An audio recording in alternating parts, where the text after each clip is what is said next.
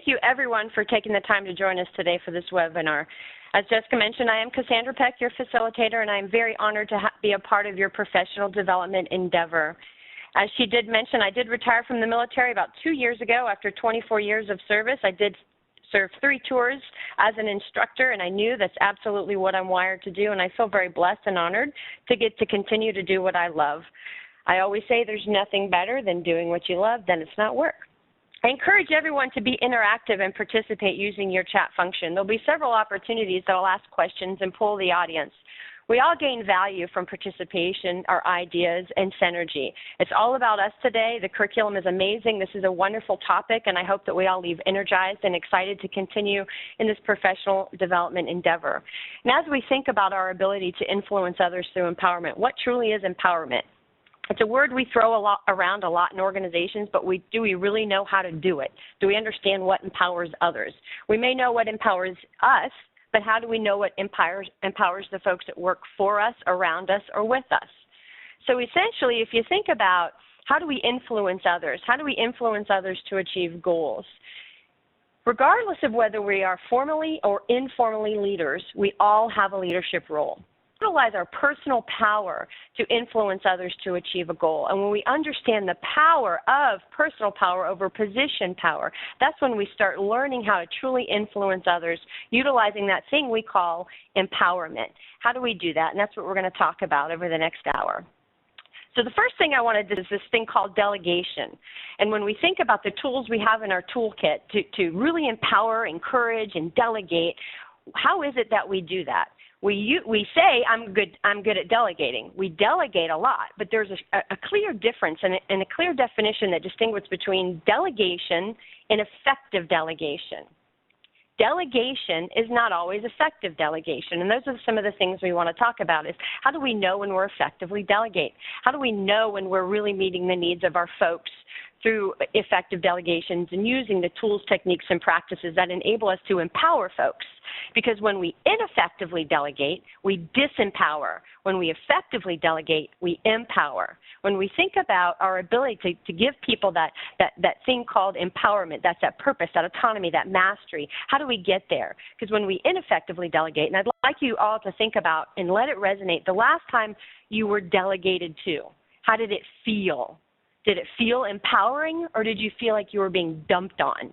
So when we distinguish between the two, effective and ineffective, ineffective delegation is when you feel you're being dumped on. Effective delegation is empowering. It makes us feel that purpose, that autonomy, and mastery.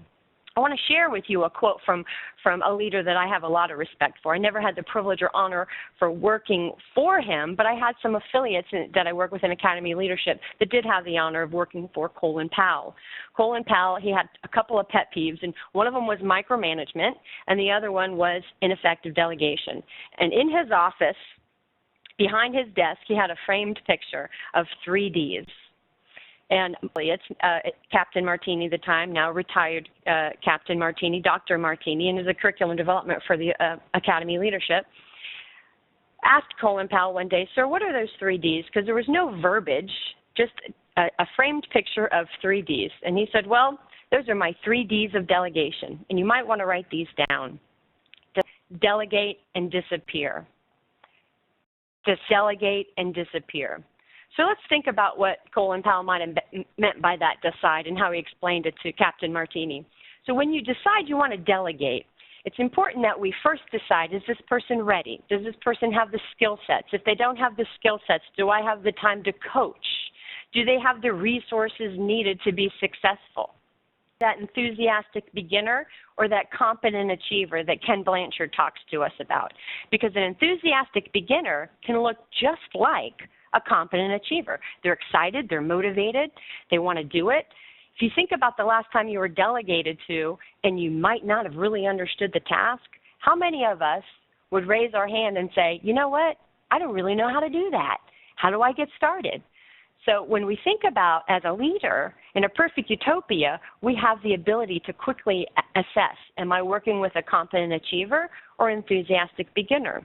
So I always share with folks, there's 2 questions when you delegate to somebody that you can quickly make that decide. Do I have that enthusiastic beginner? Do I have that competent achiever? If I have that enthusiastic beginner, do I have the time to coach?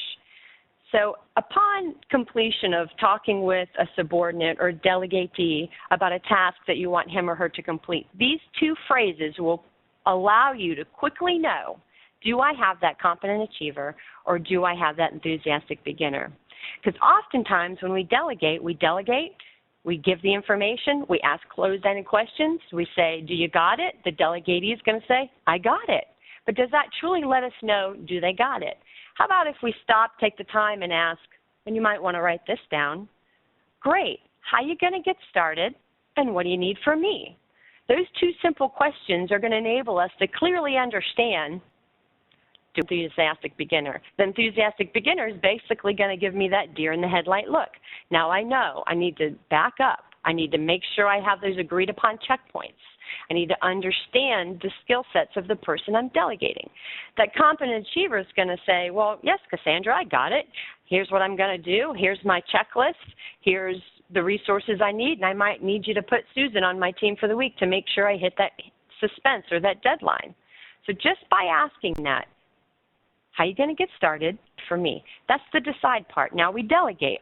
We want to ensure we don't micromanage. Remember, I mentioned to you, Colin Powell had those two pet peeves, or has those two pet peeves, micromanagement and ineffective delegation, and those truly couple together. If you think about the last time you were managed, think about how that felt. That's disempowering. That shows us that we have that lack of trust from our leaders. Lack of trust is disempowering. Trust is empowering. Think about that the next time you want to delegate, or if indeed you're being delegated to. Because perfect utopia, again, we all delegate effectively. If you're being delegated to and it's not effective, then maybe we have to coach up and ask those questions and ensure that we have all the information necessary. So I want to poll the audience and I want to ask folks, we have quite a few folks on the line, but if a few folks want to share, has anyone in their career had the opportunity to have a Leaders 360 assessment done?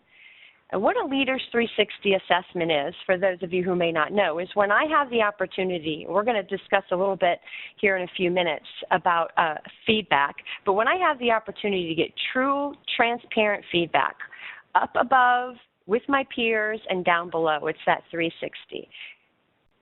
How many folks that are with us today have ever 60 leaders assessment done?